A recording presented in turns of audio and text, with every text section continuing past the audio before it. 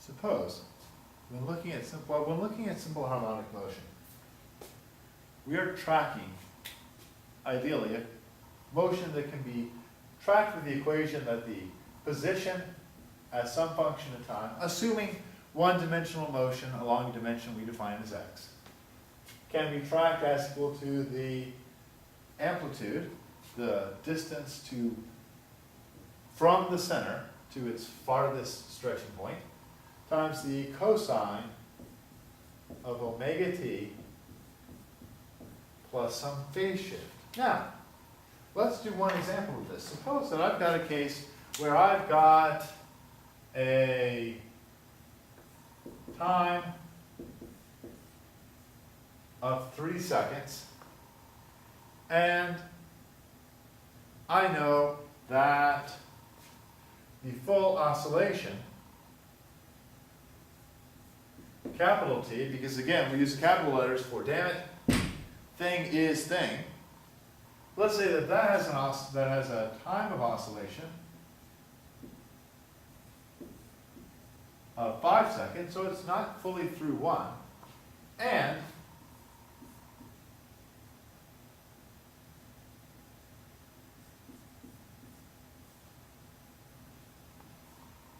we weren't able to hit start immediately. It turns out that looking back through this, we have a phase shift of pi over 6. We started paying attention when the phase was when it was 1/12 of the way through an oscillation. In that case, if I want to find the position at this time, well, here, this is the angular frequency. So I must first take this and write this in,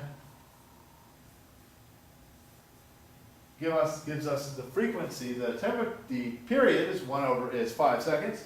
So the frequency is 1 over the period, which is 0.2, 5.00, 0.200, keeping 3 significant figures,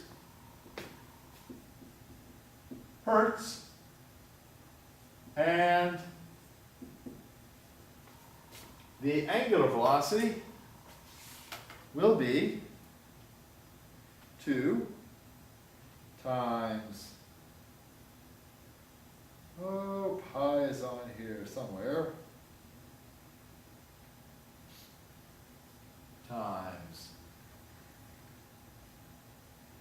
0.2 is 1.257 radians per second. Okay, now, if you've read through and you're tracking through the work on significant figures, you may at this point go, wait a second, 3 significant figures, you did some calculations, but now you're at 4. Why are you at 4? Because it's an intermediate step. Always keep at least one extra significant figure in the innards of the problem. As you work through a problem, don't keep cutting down or rounding down to the proper number of significant figures at each step. You're just going to be introducing error that'll make your answer less accurate than it could have been. So,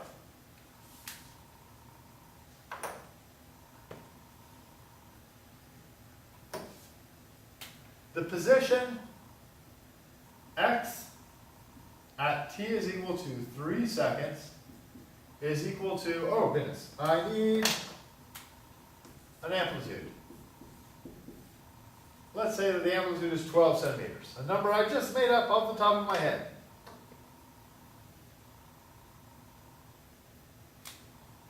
Then, okay, now, when you're doing math, I know numbers are tempting and numbers look like your friends, but they're not.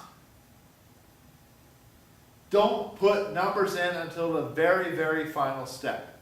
This is rather straightforward. I'm going from here, simply rewriting this, so I'm at the final step. 12.0 centimeters times the cosine of omega 1.257 radians per second times 3 seconds plus pi over 6 0.5236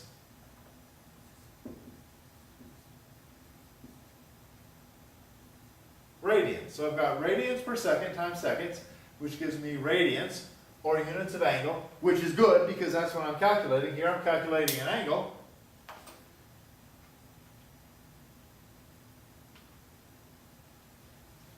So, I've got 12 centimeters times the cosine of 1.781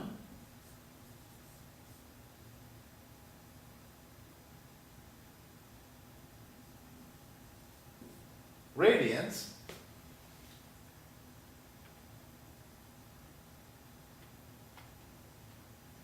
or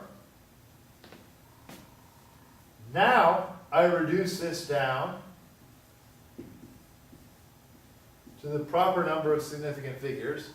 12.0 centimeters times the cosine of 1.781, keeping that additional significant figure because I'm in the middle of the problem, radians. That gives me negative 2.4992, which is 2.49, look at the next one, 9, rounded up, to negative 2.50 centimeters.